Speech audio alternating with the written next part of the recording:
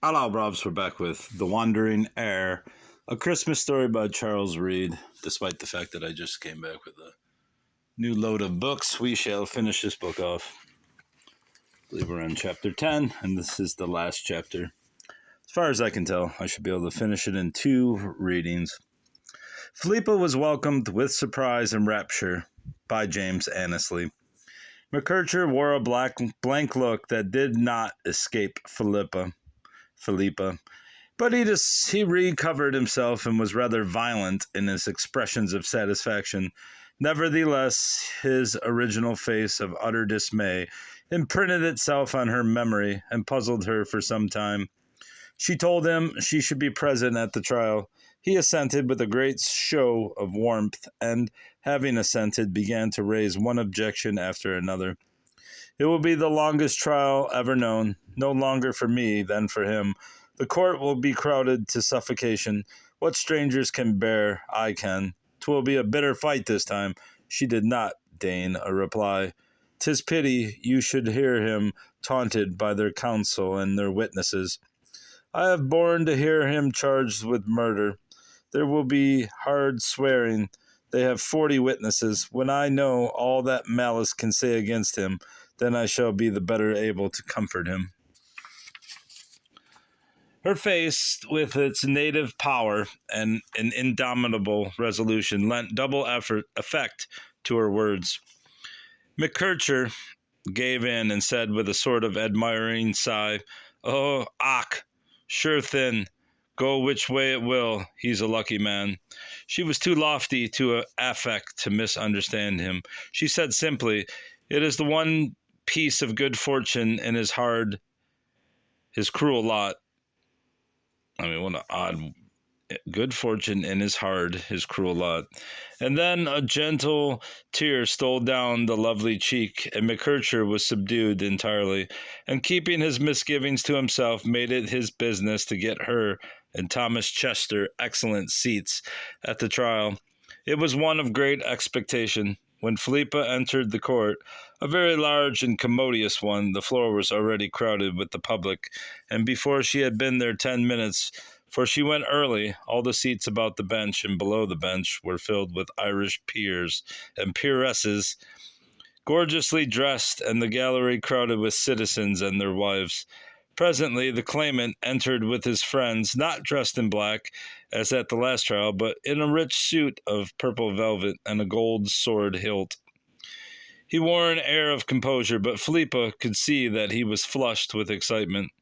A sort of doubtful murmur ran round the court when he took his seat, but several of the ladies whispered in favor of his personal appearance, which indeed was captivating. Lord Anglesey and his friends came in soon after, and he took his seat, but first he looked round the court, and exchanged bows with all the most distinguished persons present. His eyes and James Annesley's met, and James turned a little pale at the sight of this implacable foe. He remembered the day he was kidnapped. The Earl, more self-possessed, stared at him with a sort of overlooking air, and after that ignored him utterly. The general feeling was in favor of Lord Anglesey.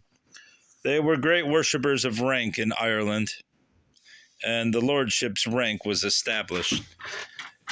The chances were this claimant was an upstart.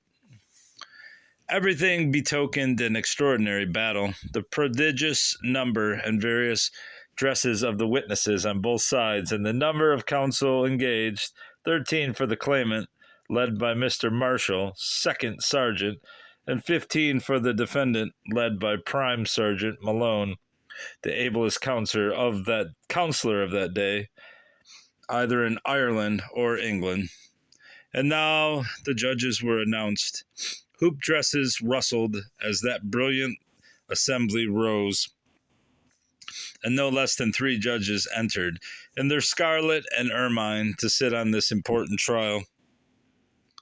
The jury was called. They were all gentlemen of good position. There was a baronet and a right honorable amongst them, whatever that means, and the only objection to stay Oh, wait. And the only objection to any of them was that a couple had unexpired leases under Lord Anglesey. McKercher, however, declined to object to them on that score. Their swords were girded on them in court, and the trial began. Mr. Sergeant Marshall opened the case of the plaintiff's lessor, which I shall ask leave to call the claimant's case.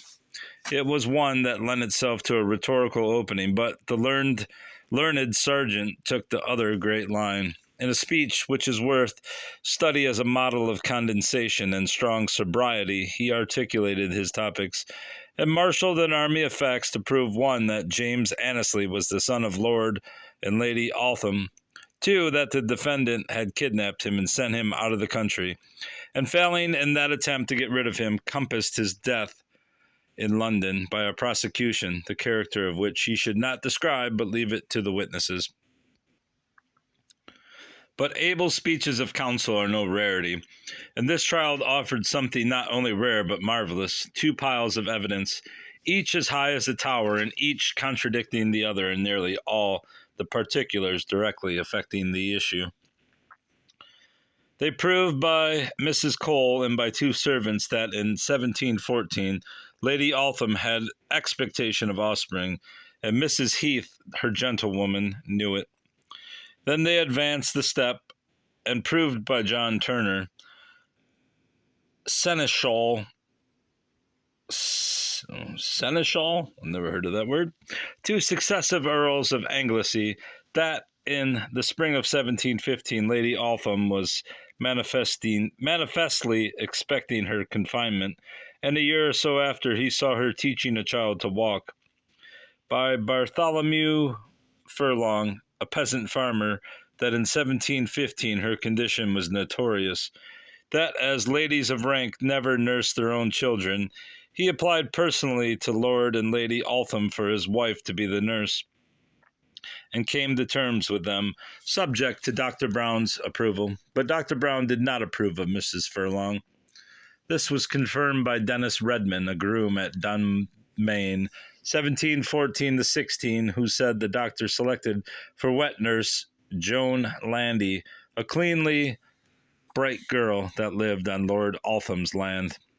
By Dennis Redmond, that early in the summer of 1715, Mrs. Heath sent him to Ross, 3 miles from Dunmayne, to fetch Mrs. Shile, a professional person since dead, and he brought Mrs. Shile to Dunmayne as a pillion, and that same day a son was born.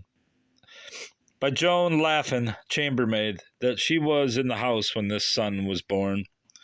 By Mary Doyle and Eleanor Murphy, that they were in the room when this son was born. By Captain Fitzgerald, that he, being quartered at Ross, Lord Altham asked him to dinner, and to tap the groaning drink, what we call candle or caudle.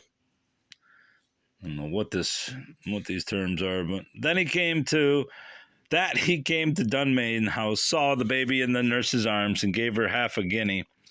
Had seen the same nurse in court that day. I took notice of her, sir, because she was very handsome, if you will have the truth of it. By Alderman Barnes of Ross, that Lord Altham dined with him in Ross on the alderman's return from a visit, and said over the bottle, "Tom, I'll tell you good news. I've a son." By Moll Sheffield. Whereupon he shook his head in disapproval. "Zoons, man," says my lord, "why, she's my wife." Then I begged his lordship's pardon, for I remembered my Lady Altham was daughter to Sheffield, Duke of Buckingham. I don't know if that's a joke or...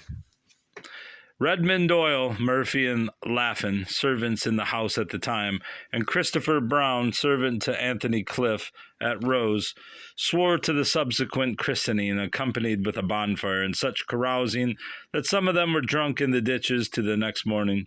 They all named on the sponsors 3 persons who were since dead: Anthony Colclaw, Councillor Cliff, Madame Pigot, and the clergyman, dead too. To cure this excess of death in part, they proved by Southwell Pigot, Esquire, It was always received in the Pigot family that Lady Altham had a child. They proved by Jane Laffin that this child was nursed by Joan Landy at her own house, a cabin, and that the said cabin was embellished on this occasion, and a coach road made it to it by which Lady Altham went daily to see the child. That in due time Master James was weaned, and then came into Dunmayne House, and there she, Laffin, was his dry nurse and sole attendant. That in February 1716, Lord and Lady Altham parted in an angry manner about Tom Pallister, whose ear, said she, coolly, I saw cut off, and Master James pointed to the blood on the floor. Laffin and Redmond both swore that they saw the actual parting, and Lady Altham cried and begged to have James, but Lord Altham would not let her. This witness went on and swore that Lady Altham retired to Ross, and the Dunmayne servants took James to her clandestinely, which was confirmed by Lutwich, a shoemaker at Ross, who swore Lady Altham ordered child shoes of him and bemoaned herself. I had better be the wife of the poorest tradesman in Ross, for then I could see my child every day, but now I can only see him by stealth. To conclude their evidence about the deceased Lady Altham, they followed her to Dublin, and John Walsh, Esquire, swore she had cried to him over her husband's cruelty, but had thanked God for an indulgent father and a promising young son, who would be a prop to her old age. And Mrs. Hodgers, who let lodgings in Dublin, deposed to a solitary conversation in which Lady Altham, finding her to be English, gossiped with her and told her she had a son. They followed James from Dunmayne to Kinna, Carrickduff, and other places where Lord Altham had resided, and proved by several witnesses he had been always dressed, powdered, booted, and horsed like a nobleman's son, till he was more than 10 years of age. Then they proved Lord Altham's entanglement with Miss Gregory, and also his poverty, to account in some degree for the boy being deserted at that time. In proof of his poverty, one witness swore that when he kept hounds, one hound would eat another. They then opened a vein of indirect evidence founded on the words and deeds of Lord Anglesey, the defendant. They grafted this into the case very neatly thus. They proved by several witnesses that Lord Anglesey was constantly in communication with Lord Altham, and often at Dunmayne and other places, and they made it clear that Lord Anglesey knew for certain whether James Annesley was or was not his brother Altham's lawful son. This done, they proved by Laffin that she knew defendant well, and that he came home to Dunmayne a few months after the parting, and asked after Jemmy, and she told him my lady had begged hard for him, but my lord would not let her have him. Then the defendant swore an oath, which she repeated verbatim when questioned, and attested that blessed name to which all Christians bow, that he would have let Lady Altham have the boy, and take him to the devil, for, said he, I would keep none of the breed of her. Having grafted this branch, they grew it high. They called Dominic Farrell and John Purcell, the latter Lamish, and with a staff, but sturdy still. Oh, Lamish, not Lamish. Foreseeing the terrible difficulty under which I now labor, I stuck close to Purcell's sworn evidence in these earlier scenes he figures in. So please turn back to those scenes and imagine every word you find there sworn to in open court before the principal actors in the scene. The child not grown to man's estate, and the barbarous uncle both glaring at each other before Philippa and her eyes that poured black lightning at her lover's treacherous enemy, and before the excitable Irish crowd that roared and raged like wild beasts at Purcell's every other sentence. He told how he had taken the claimant off a horse in Smithfield and carried him to his wife, etc. The first visits of Captain Annesley to his house, when the boy was all terror, but Richard Annesley all politeness. Lord Altham's death, Richard Annesley's changed behavior, and attempt to kidnap him. He told His tale simply, yet well, anybody could see by his emotion and earnestness he was not inventing, but living a real romance over again. Once or twice, in relating his sturdy answer to Lord Anglesey, he involuntarily struck his stick down upon the table, and so pointed his speech. But when he came to the first attempt at kidnapping, and told how he put the boy between his legs and dared that craven lord and his three bullies with his single cudgel, he suddenly waved his staff round his head with a gesture so impulsive that a roar of admiration and sympathy burst from the crowd, followed by a buzz that interrupted the proceedings for some minutes. Tenderer feelings were aroused among the tenderer, for upon this all the scene came back to James Annesley, and he made an eloquent motion of his hand towards the champion of his childhood, and then buried his face in his handkerchief. Many tears were shed all round. Asked to identify poor little Jemmy, if he could, John Purcell pointed at once to James Annesley and said, with manly emotion, "That is the gentleman. I know him as well as I know the hand now upon my heart." This witness's cross-examination only led to fresh triumphs. He was asked with a sneer whether all those persons could not have taken the child from him had they really meditated violence. He replied, "No, sir," and struck the table with his staff. "I'd have lost my life before I'd have lost the child." At this there was a loud huzza, and the very peeresses almost about the bench waved their handkerchiefs to the honest fellow, and Philippa could have hugged them for that. Having admitted he had afterwards seen him in a livery, he was asked if he still thought he was Lord Altham. He replied frankly that it had staggered him, but still I thought so in my conscience, for mighty may overcome right. This line rang in Dublin that day, and a century after rang round the world, for the Wizard of the North wove stout John Purcell's very line, and one more out of this marvellous trial into his immortal romance. Andrew Connor, proprietor of the ship of James of Dublin, proved by the ship's books that James Annesley sailed in her for Pennsylvania at a certain date. James Riley and Mark Byrne, two rakehelly fellows, swore they were bribed by Anglesey to kidnap him at that date. They added to my account some particulars of the boy's cries and tears, and the important curses of the crowd as they hurried him on board the ship James of Dublin. Being now the 6th day of the trial, they closed this vein of evidence, and the claimant's case by calling the defendant's own English attorney Gifford.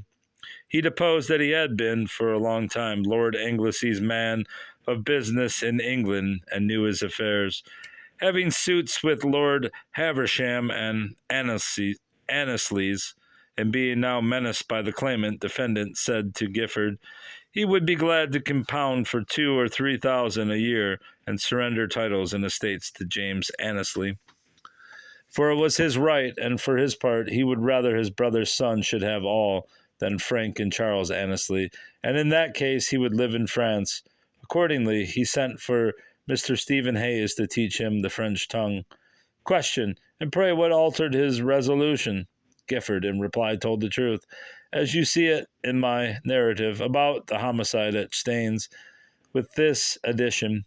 He said he did not care if it cost him £10,000 if he could get James Annesley hanged. He also described the clandestine way in which it was managed, the money wanted in the prosecution coming to him through Jan's, Lord Anglesey's, factotum. The plaintiff's case closed, leaving Lord Anglesey an object of immense horror and disgust, and James Annesley the darling of the public. Said Philippa, after this, why do they not give him his rights and have done with it? That miserable old man might have spared himself this exposure by merely giving his title and estates to the rightful owner. Says Chester, it is odd how people cling to these trifles when they have held them undisturbed for a few years. Then, more gravely, niece. Do not deceive yourself. We know nothing of the other party's case as yet, and our own is prejudiced by this conduct of Mr. Mick Kircher. He has done a monstrous thing. He has published a libel of the defendant. A libel of the defendant? Who can libel that old villain? Who can paint him half as black as nature has made him? And there's the tornado siren for the weekly, whatever you call it, the weekly checkup.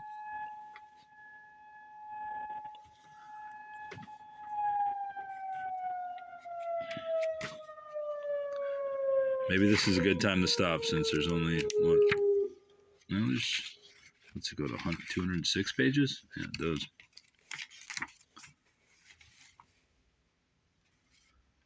All right, we can read a little longer. The blacker he is, the less need to write a novel about him. Why, in England, the defendant would have attached him for contempt of court. A pretty attorney. He is a lawyer with a heart. That is all his fault. My James had been kidnapped by the old villain and all but hanged. And he tried to assassinate him here in Ireland. And you cry out because poor, good, kind McKercher replies to bullets, halters, and 10 years slavery with a book, a few words that break no bones, a few home truths that the villain himself had made to be so. This is your justice. This is how you cold-blooded lawyers hold the balance. Oh, if my eyes could kill the caitiffs, body and soul, I'd give you something more to cry for. Prithee, speak to me no more. Men with hearts are a sealed book to you. There, I would not forget the respect I owe you. I have done it once. For pity's sake, uncle, that prince of villains hath 15 counsel to gloze his crimes for him. Why need you make the 16th and drive me mad? She trembled, and her hands worked, and her eyes flashed fire. The old man looked at her, thought of her father, and said softly, "That is true, and I am silenced, completely silenced.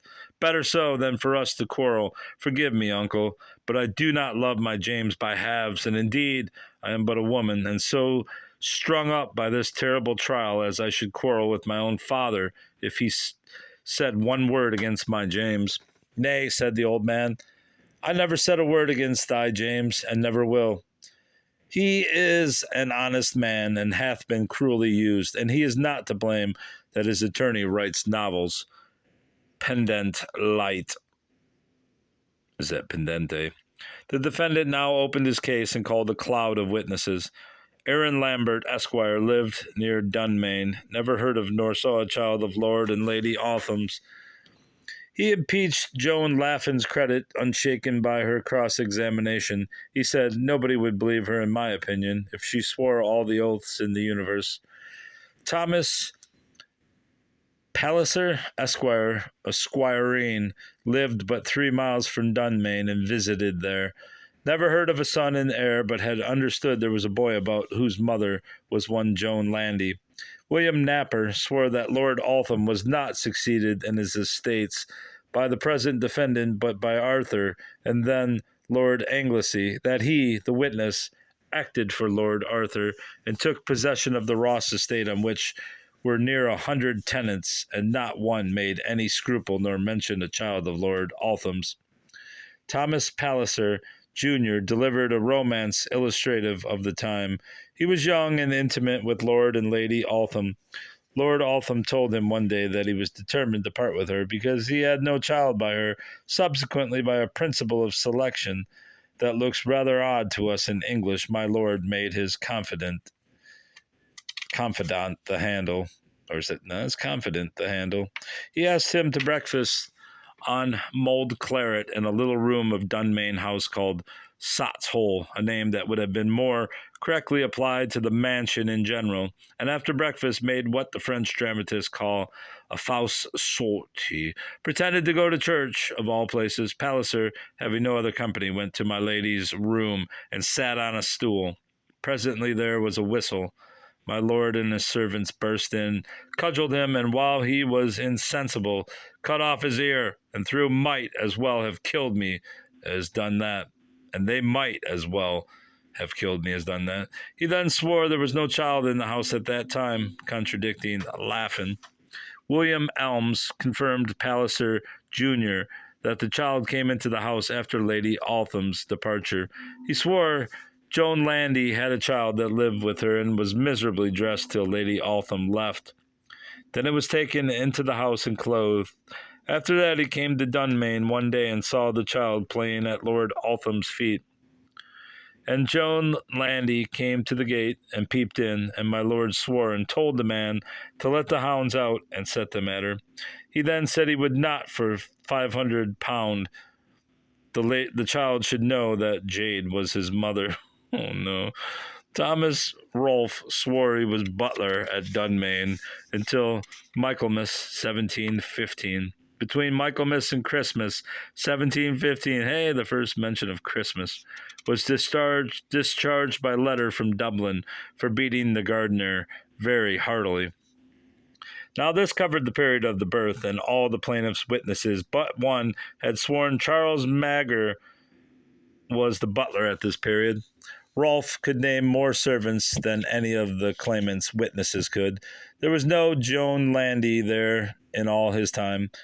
Juggy Lundy, as he called her, was discharged, and her child was born soon after, and he went to her hut to see her. She lay upon straw covered with a cat-ow, and a hurdle at her head to keep the air of the door from her. There was a place at the feet of the bed where her brother lay, and on the other side her father and mother, and there were stakes drove into the ground and wattled to keep the straw together. When he first visited her, her child was but a few days old, and he asked her whom she called the father, and she told him. He deposed that he had often seen the child after that, and given the mother broken victuals at the stable, and before he left in Michaelmas 1715, the child could go alone and run about with a sort of blanket on its shoulders and nothing else. The child was christened at Nash by Father Michael Downes. Lady Altham never visited Joan's cabin that he knew of. She was as proud a woman as any in Ireland. She had heard a scandal and forbade the woman the house. This closed that day's proceedings, and poor Philippa's throat was very dry, and her heart sick, and her mind amazed, to hear people swear such contrary things. "Ah, my child," said Thomas Chester, "why would you come here?" Mrs. Anne Gifford lived near Dunmain, was familiar with Lady Altham, never knew her to have a child, undertook to prove an alibi for her at the time. Assigned for the birth, she went in a coach with Lady Altham to the spring assizes at Wexford, 1715. Lord Altham and Mrs. Heath rode with them on horseback. Jack Walsh of Monaseed, Masterton, his nephew, and one Doyle, an English clergyman, all pretenders' men, were tried. She and Lady Altham were in court, and Caesar Colclaw, Esquire, sat by them all day. I think that's going to be all for now. What do I have to go to? Page. I'm already at 26 minutes, so 206, that would leave me 16 pages. Maybe I better read on. I don't think I have enough time, though. This alibi was sworn by Rolfe also, and Mrs. Heath. Now came a pictorial figure of another class, for if all the costumes in this single trial could be faithfully produced, the miserable meagerness of our authorities on that head would be very striking. It was a priest with his cassock, his huge shoes with iron buckles, and his cockle hat, Father Michael Downes. He now lived for 42 years 1 mile from Dunmain House. Dunmain is in his parish. No one could have a child in that parish, and I not know it. Lady Altham never had one, and Joan Landy had. It was in the year 1714. He was asked to christen it, but rather shy of doing that. Finally, he bethought himself there could be no harm done for him for making a Christian, so he christened him. He disposed further that Lord Altham afterwards asked him, had he christened Joan Landy's child? I said, I have, but I have got no retribution, meaning christening money. Well, says he, I'll requite you hereafter. He deposed further that some years after he saw the boy at Dunmain House, and Lord Altham swore at the child and said, why don't you get up and make a bow to him that made you a Christian? He kept the registry, and by his own account kept it vilely. thought he would have registered a legitimate child by Lord Altham if my lord had desired him, was not used to register illegitimate children, and gave his exquisite reasons as Shakespeare hath it. There now stepped upon the table one of the main pillars of the defense, a tall, elderly Englishwoman, a glance at whom showed her condition. There was no air of decency about her. Her clothes were well made, though they were not rich. Her full apron from waist to ankle, her snowy cap puckered, and some lawn about her bosom were very fine and beautifully clean, and showed she had lived with gentlefolks.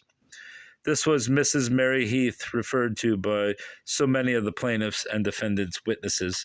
She swore that she was Lady Altham's woman, and came over from England with her in October 1713, and lived with her till the day of her death. Remembered going down to Dunmain. Remembered some of the servants, Set Right, the housekeeper, Rolfe, the butler, Anthony Dyer, Michael, the cook, and his scullery girl, Juggy Landy, who left soon after and had a child. Hearing some scandal, she was curious to see who the child was like, so asked the coachman's wife to have it brought to the gate for her to see it. She did see it. It was about 6 weeks old then, and had nothing but a clean blanket. She gave it several things, amongst the rest a fine cambric neckcloth she had brought from England, amongst her own things. And that is going to end this, because I'm running out of time here. Goodbye, Robs. We shall continue afterwards. Goodbye. Goodbye, Robs.